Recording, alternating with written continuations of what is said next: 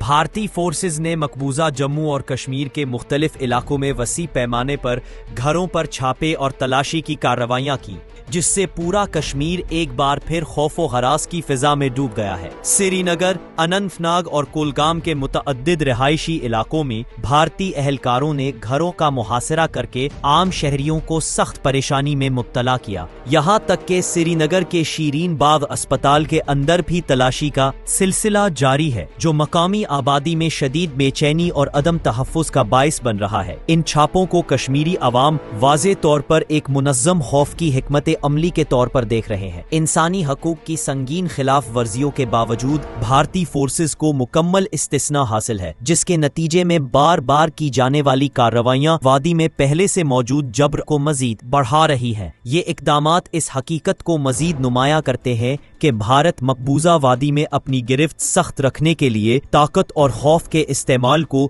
ریاستی پالیسی کا حصہ بنا چکا ہے، جبکہ کشمیری عوام آج بھی بنیادی انسانی حقوق اور انصاف کے منتظر ہے۔